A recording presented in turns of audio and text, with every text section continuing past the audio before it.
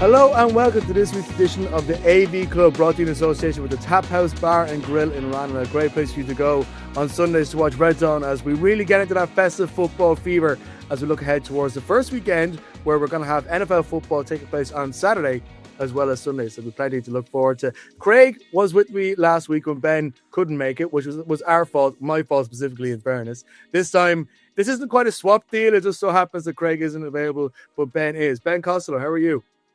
Ready to represent week in, week out. So if one of us can't, that's why there's three of us, because there's always going to be at least two. So it's fine. There's never going to be a week without the AV club.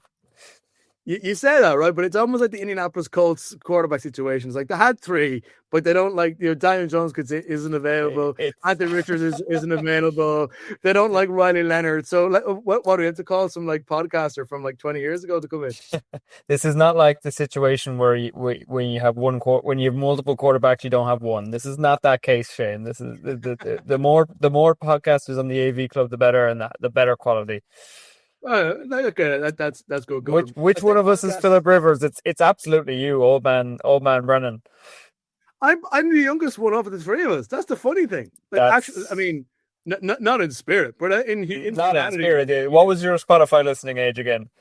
67. Yeah. There you go. I spent my journey home on the car. So we're recording this quite late on Tuesday night.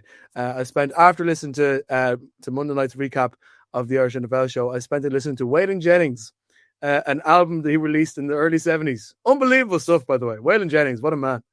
Respectable. Anyway, enough of my old man things. You were obviously, as a young athlete, where you were training on Sunday. I saw you on Sunday. We had time to catch up and watch the Patriots game, which we'll talk about later on. But you had a training camp in the sports campus with American Football Ireland. How competitive do those things get this time of year? Is it just kind of an opportunity to sort of keep the snow off the boots? It's not something that happens very often. The Irish Wolfhounds and their coaching tree opened it up to pretty much all the American football players across the country. And it was great. Again, it was I took the opportunity to go down because any excuse to go play American football indoors is a very rare occasion. So in December of all time, so I was like, yes, I will absolutely go to an AstroTurf pitch and be nice and warm and play in a controlled environment. And it was great. Yeah, we got some good. It was a great learning curve. We met some guys I don't know before, and you're meeting people from all parts of the country coming to play the sport that you play. It was really good, and the couple of Heineken Zeros afterwards were nice as well. Yeah, they were. I guess for anybody listening, we will talk about Monday Night Football, but I mean, I'm not padding minutes because the Dolphins were so bad, but we'll get on to how bad the Dolphins offense were and how good the Steelers looked in fairness on Monday Night Football. We'll talk about that. I just have one final thing about those things, but that training session, because I think people will be interested into what it's actually like to be an American football player in Ireland. When you're at those training gigs, like, you're a wide receiver, obviously you're in your own setup. How intense do those clinics get? There's a lot of ball skills, there's a lot of fitness skills. What kind of things are you doing? It's fairly casual. I mean, like the coaches there don't know us. They don't know how many years we're playing. Like you have any age group of 18-year-olds all the way up to people in their 40s, maybe older. Again, I'm not going to judge people not knowing their age. Old man Rivers out there throwing dimes in the right bullet year of 2025. But they bring everybody in and they treat everybody as if they're new, unless they kind of know otherwise. So me, I'm very new to that scene and training with the Wolfhounds and stuff like that. So, and to be able to get in and get some experience from a certain level was really nice. It wasn't daunting whatsoever. So I really encourage anyone who is wanting to play American football in Ireland, find a local team. Just go search up AFI on Google, and that's exactly how I found it during COVID. It's calculated my nearest team, and then I ended up in Kildare. It's very intense. I mean, we're out there having a laugh, and the aim is to learn. But of course, when you're going up against a DB who's also there, that you probably have played against or will play against in your upcoming season, you want to put something on film, and you want to put some scores on the board, and that's exactly what we did as an offense. Working with a couple of different quarterbacks who've come up for the day, and it's absolutely intense, and my body can feel that after the 2 days afterwards. I've been aching and groaning for the last 2 days, and my toe is like from all the plants and stops and goes and all the on the route. So really intense, but not to the point where I think someone could come in on their first week of American football and be kind of brought in and shown the ropes, and I could go in and catch some balls and have a good time. Yeah, it definitely sounds like fun. I tell you, one team who would be lovely playing football indoors this time of year and not outdoors, where it's like what -10 Celsius. That is, of course, the Miami Dolphins. We got to a point in last night's game, the Monday Night Football clash. For anybody who didn't see the final score, Steelers 28, Dolphins 15. This means the Dolphins are out of playoff contention, and it's quite frustrating. Not only because I picked the Dolphins, but I already had the clip set up that if you and Craig were sitting here, and I had the clip of me saying a few weeks ago that I could see a way for Mike Mike McDaniel.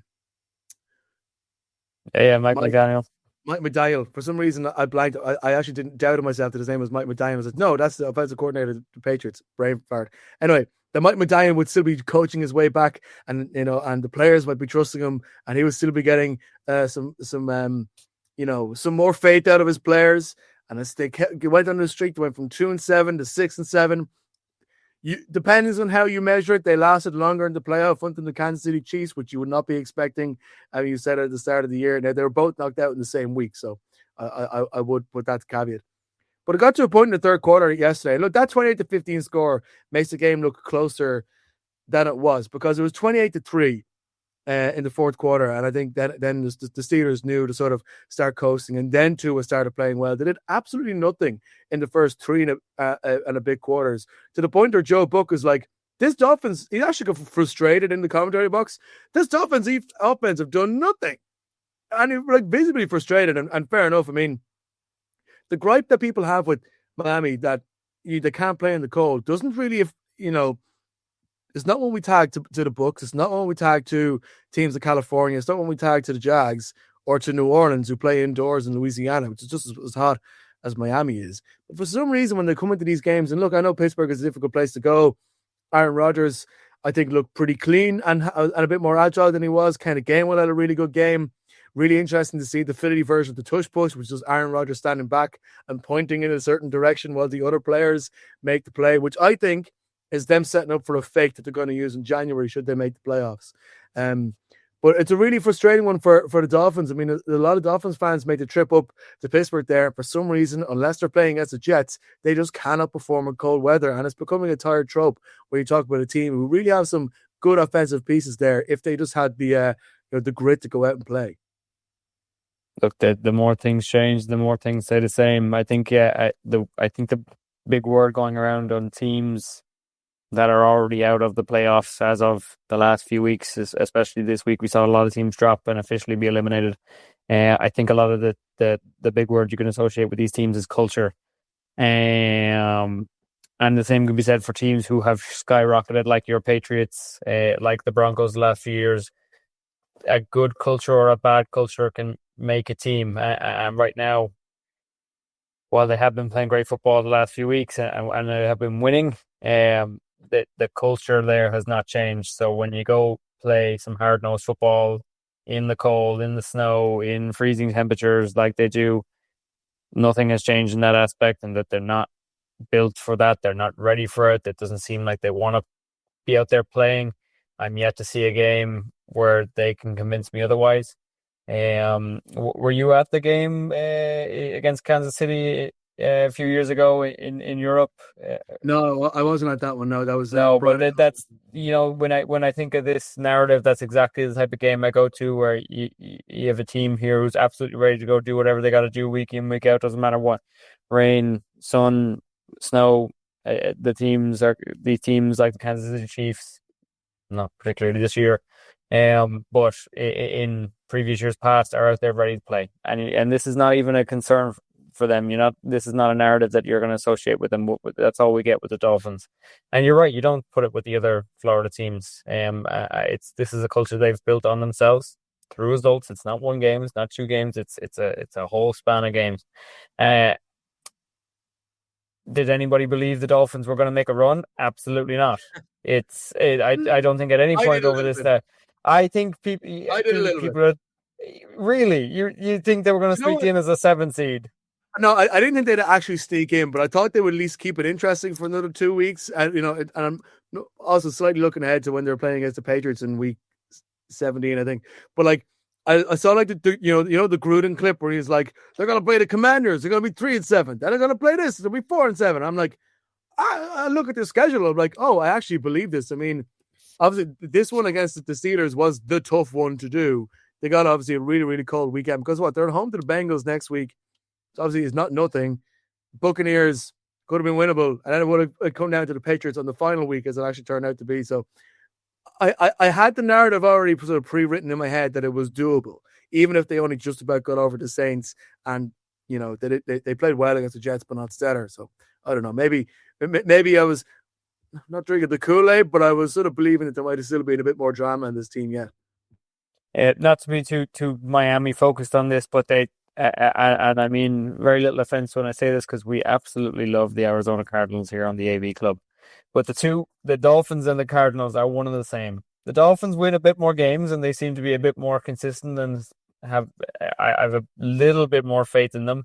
But they have a highly drafted quarterback at the helm on both sides that people have very little faith in. They have skill positions across the board. You got Marvin Harrison, you got Trey McBride, and the other side you got Jalen Waddle, you've got Tyreek Hill.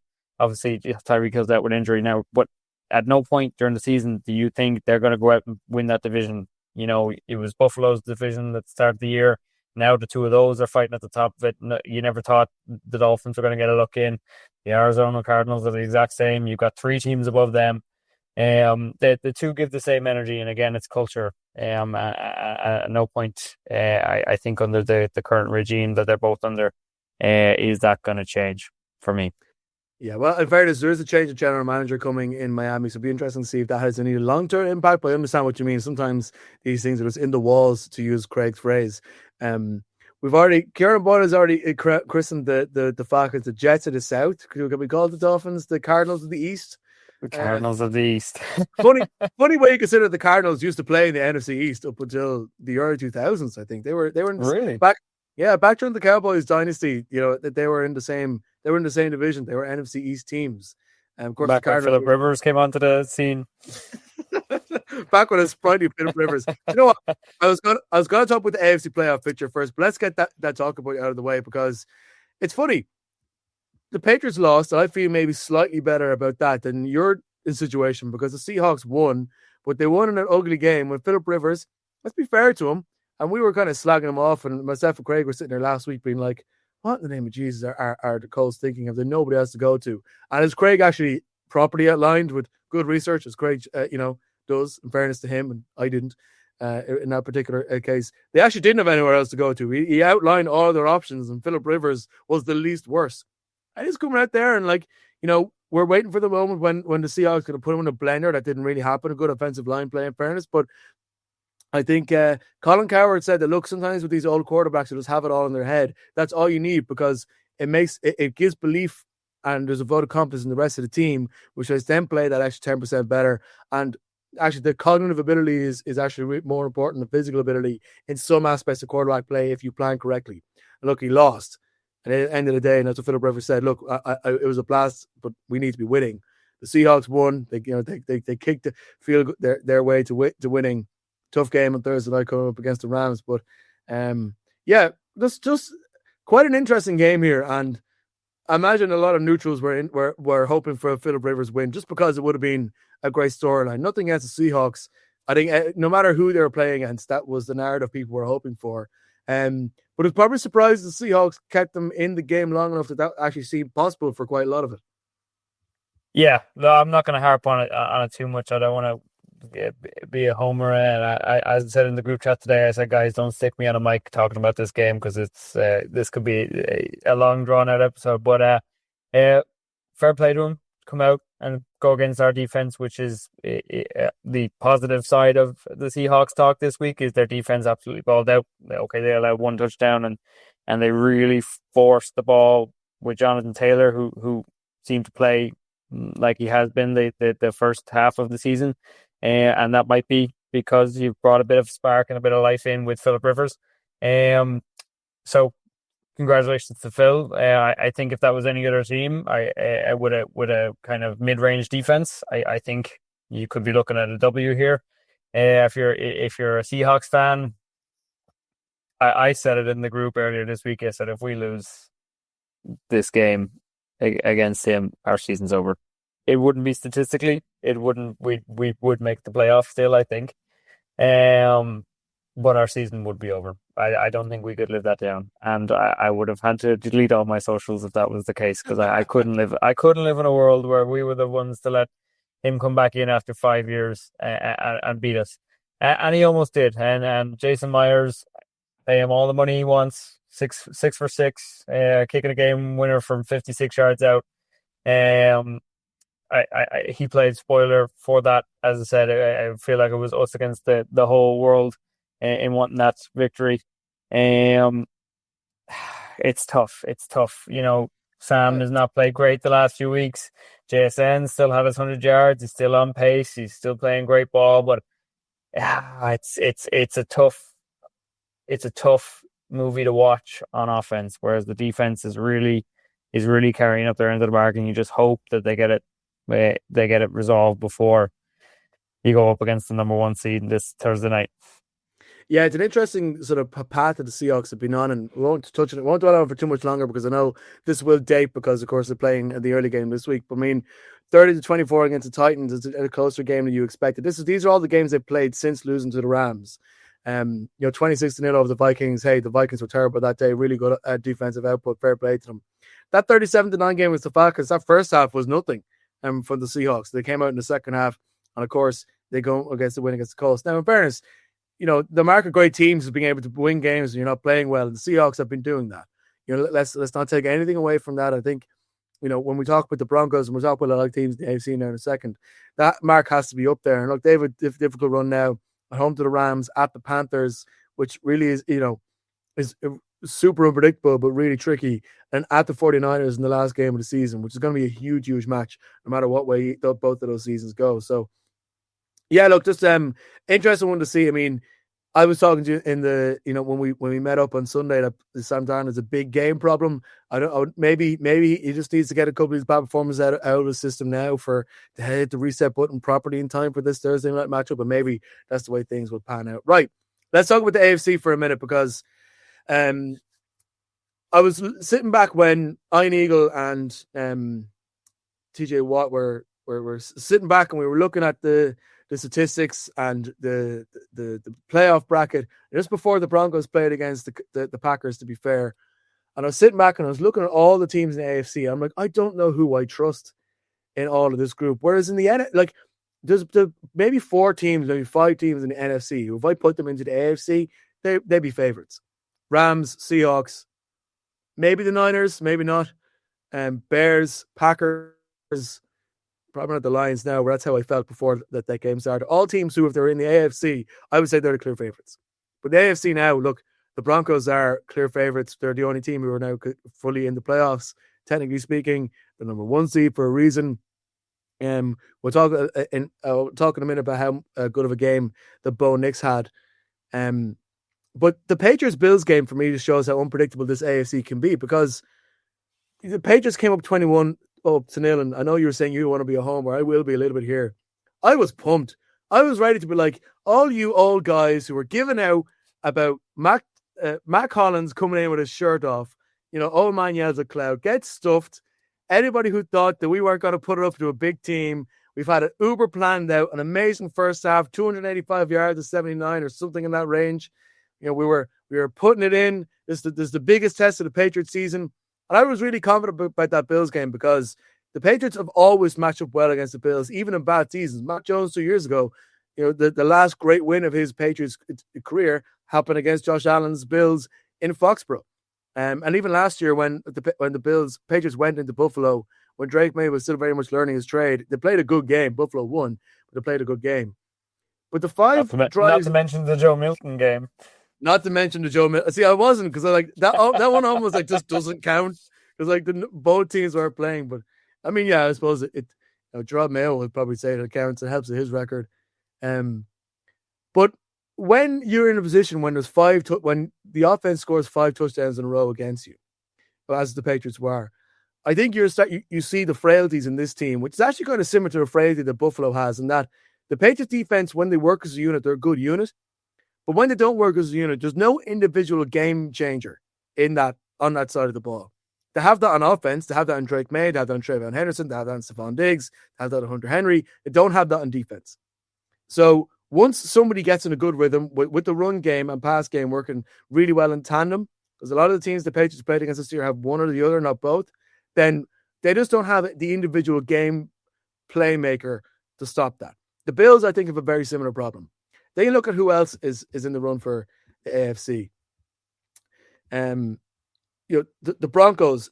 Look, Bo Nix played a superb game against the Packers. Superb, the best of his career. But all the other evidence in the rest of the season gives me reason to doubt. The Jaguars, they're the hottest team in the league right now. What are they going to be like in September? The Steelers are currently the 4th seed. They might even be the 4th seed. That could end up being the Ravens, depending on what happens. The Chargers are being coached fantastically well, but have a lot of injury problems. The Bills, as I've also said, and look, the Texans. We'll talk about Texans in a minute. So when you're looking at this AFC in general, who from those 7, because outside those 7 plus the Ravens, let's say, no offense to Colts fans, I'm sidelining the Colts from this one. They have a 15% chance of making the playoffs. Both other AFC South teams have more than 90% chance. So out of those 8 teams, who do you trust to actually be a playoff contender, be a playoff heater, to make the push to be in Santa Clara come February? The stark contrast between the AFC and the NFC right now is absolutely crazy. You know, you're looking at I saw a list of teams in the hunt at the start of this weekend in both divisions, and the AFC had way more possibilities because the gap wasn't as large between the high-end teams that you're very sure on, as you touched on earlier, the Rams, the Seahawks, the Niners, the Packers, these teams that you could realistically see make a Super Bowl. And then you look at the AFC, you had, up until this weekend, you had the Chiefs, you had the Bengals, you had the Dolphins still kind of vying for that 7th seed. And for me, I had very little belief in those teams. But the fact that they were statistically possible is a real testament to how different these two conferences are. For me, it's a weird one. I look at the division leaders in the AFC, and I don't have major belief in those teams. I look at them and go, can they win a Super Bowl?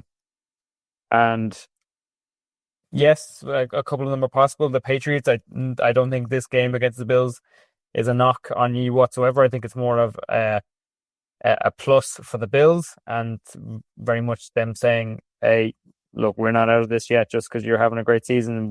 We have won this division the last 5 years running, and they've very much not shaken Big Brother off yet. And that's the Bills just kind of knocking on the door and being like, hey, we're still here. So I don't think that has a knock on you whatsoever. So for me, you know, I look at a team like the Texans, who have consistently come in. They're winning a playoff game every year. They've got a young quarterback who's playing his best ball now. They played terrible on offense. He had injury problems during the year. CJ Stroud is now playing his best ball. And they have a defense that travels. They have a defense that turns the ball over. They have a defense that causes absolute problems for opposing teams. And that's going to go wherever. You know, you can have a bad day on offense. As a Seahawks fan, I will be the first one to raise a hand and be like, yes, you can have a bad day on offense and have a defense that carries you to a Super Bowl or damn near close. And for me, the Texans, I want to say they're a dark horse, but they could possibly win their division. So it's a weird one to call them a dark horse. But for me, the Texans, and then you could have a toss-up between the Patriots and the Bills. I think they both do what they do really well. You've got Superman over there in Buffalo, carrying his team, and then you've got Drake May playing MVP football and having an extremely well-balanced team across the board. So those 3 teams, as I said, the Texans for me right now are on the most. I know the Broncos are on an 11-game win streak, and they probably should be on the most upward trajectory, but they're still, and they played a great game and beat a really good team on the weekend. But I don't know. I can't shake the inconsistencies on offense right now. As I said, CJ Stroud, Nico Collins, Um, they're playing great offense right now, complemented by the best defense in football. I'm glad you said the Texans because actually, if I'm looking at this, they're actually the ones I feel most afraid of, and in terms of like, they're the ones I don't want to face in the playoffs for all those reasons. I mean, they have playoff experience as much as people question the value of that playoff experience. They've still won 2 playoff games in the last couple of years against the Chargers team that really should have done better. But I mean, they did it. They've been there. They've been to the dance. I think the schedule is a little bit more favorable for them than it is for the Jaguars. So look, I mean, the Jags have a win on them, but the Texans have to play against a home to the Raiders this week. Almost, I think they're 14-point favorites in that game. That tells as much, but as you need to know, they have to go to the Chargers. If they win that one, that'll be a big statement. And in the last game against the Colts, the Jags have to go to play Denver this week, which, as we're seeing happening over the course of the year, does not bode well for anybody who plays against Denver. I'm completely with you on this. I mean, if you think about it, like you look at the fact that the Texans, on terms of defensive yards average that they give up, they're the best team in the league. They're the only team who gives up less than 270 yards. They're 10 yards better than the second best team, who are the Chargers or the Browns. They're tied in that. They're the best. They're the third best in the league when it comes to touchdowns allowed all season. They've only allowed 27. Teams who are better than them: Seahawks at 26, Broncos at 24. And that's the big thing as well. Like, it seems like if it ends up being done in a certain way, that it ends up being a Texans Broncos AFC Championship game, you're probably seeing the matchup of the two most informed and best teams at this part of the season right now, because the Patriots, I think, the Bills game and the Ravens game is the toughest part of their season, and I'm really not confident going into this Ravens game. I haven't been confident about this game for months, I'll be honest. This is the one I've marked as being a potential drop. Whoever wins the AFC North is, I can imagine getting dumped out of the playoffs pretty soon. The Chargers have played really well in spite of their injuries, but at what point does that completely sort of bail out? So I agree with you. I'm really as much as the Broncos give us all the reasons to be hot, and Bo Nix played such a good game. He was so accurate for so many of his passes, and that defense, it's really is something to behold. And I agree with you, like that. The Houston Texans look pretty sweet. Final thing, though, I mean, it's funny, we're talking about the fact that this weekend we have Saturday NFL games, which means there'll be a bit of a clash with the college football playoffs, which begin this weekend. Are you a 2-screen man? Because I think I'm right in saying like our time on Saturday, we've got Commanders Eagles kicking off at 10 o'clock. So that's the early game for us. The earlier of those 2 games for Bears Packers plays late on Saturday. I think it's the same time as which college game is it? I think it's Tulane and Ole Miss are playing at that time as well. Battle of 2 teams who've lost their head coach. So are you will you try to be try to keep 2 screens in? I'm not sure what way Saturday is going to play out for football watching. I don't think I've been so involved in college in previous years where that's come up. I also I think it's it'll be hard not to. I think I'll have the zone on the tablet, and I think I'll have the college football playoffs playing on the TV. I think you look ahead now that things have taken shape for the college football playoff. I'm really excited for some of the teams that are in it. I mean, you look at Alabama and Oklahoma; they're going to go at it again. You got Tulane and Ole Miss; they're kind of they've been let in. And deservingly so, but now they're without a head coach. Are they the same team? I'm glad we're going to find that out. You got Texas A&M, who have kind of stalled out the last few weeks going against Miami. I think it's going to be a great matchup, and you're going to get a narrative now of, okay, Miami, they put you in over Notre Dame. You got to do something. So I think there's some great matchups across the board, and I think it's a great opening week before we then get into the team. They get them to face the teams that have got a bye week. I think the college football playoff rankings, I think they hit the nail on the head, to be honest with you. I don't think there's much arguing in those top teams. And if you're following along in any way capacity, you're excited to see what did you refer to Fernando as the other day? Oh, Mendoza. It's a Simpsons his new Heisman name. Oh, Heismandoza. Yes, I knew there was yeah. I love that. I absolutely love that, and I love Indiana. I love the fact that they're going to get to go against Ohio State at some point again in these playoffs.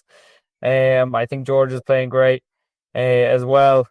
I think that they hit the nail on the head with the rankings, and it's looking like it's going to be a great couple of weeks for just football in general, not just the NFL, which is great. Yeah, it's interesting one, like just the way that these college playoffs work. I mean, these teams that haven't gotten a bye, so like Ohio State, Texas Tech, Ohio State, Texas Tech, Indiana, and Georgia are all playing on New Year's Eve, New Year's Day, which is sort of traditional bowl season, traditional playoff season. But I mean, we have playoff games on campus. Second year we've done it. Like I said, I think the best game for that matchup, obviously Alabama, Oklahoma, great SEC matchup. I mean, SEC football is always great to watch. It is NFL standard entertainment with that kind of college craziness. But Miami A&M is an interesting one because Miami have like the pride of the ACC riding on the back because the ACC have backed them so much. There's so much controversy that, as if for some reason the ACC have got some reason to back Notre Dame, even though Miami have been a member of the ACC for 20 something years and Notre Dame aren't. So I mean, like, there's obviously like all the controversy around that. I'm looking forward to seeing Mendoza. Like he's been on the sort of media run this week, and he's doing a lot of charity work for MS. I think he has family members of MS. Talk about his Cuban American heritage. I just really like this guy. I really like the cut of his jib. I like the way he's been playing. I was looking back at some of the interviews he did with Pat McAfee earlier on in the year. I mean, like again, I've used this phrase before, and I'll use it again. He's a little bit. He's the kind of dork you want playing a quarterback, and that he has all in his head. But he's a tough guy. He's I think he plays with a nice style. A part of me just hopes he doesn't go to the Jets because I think they'd ruin him. But we're already. I don't want to go into draft talk too much. But I mean, out of all the teams that could trade up to number one, it's the team that has 2 first-round picks, and they really need a quarterback. Why not go for Heisman Mendoza? That's going to be what all of New York is going to be craving for. Obviously, we can see how this Rose Bowl sort of takes place and all the rest for the rest of the year. But like, Jesus, like the idea of setting this, this amazing, smiley, American hero, Cuban American kid from Miami playing great football in the Midwest, doing great stuff with the community, and making him the quarterback of the New York Jets. I just feel so bad about that possibility. We don't want to get into draft talk too much, but Fernando Mendoza's first overall pick media tour, as you mentioned, started the day he beat Ohio State, and I see him pretty much everywhere. I've seen him on McAfee. I've seen him on a couple of other things, doing some social media stuff, which is great. They're on a bye. He's got the time, and from what I've heard from the coaching staff down in Indiana, the aim of the game has been like, we ain't done nothing yet. Like, let's keep the lock in and the focus going. And so I'm not worried about that one bit. But he is absolutely now campaigning for that number 1 overall pick. To what team that ends up being? Is it the Jets? Is it the Raiders?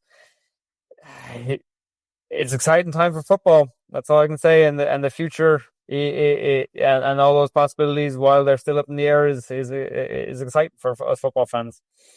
One last thing I'm going to throw at you, and we'll spend 30 seconds on this and then finish up, because we kind of expect it to happen. Archie Manning is staying in college.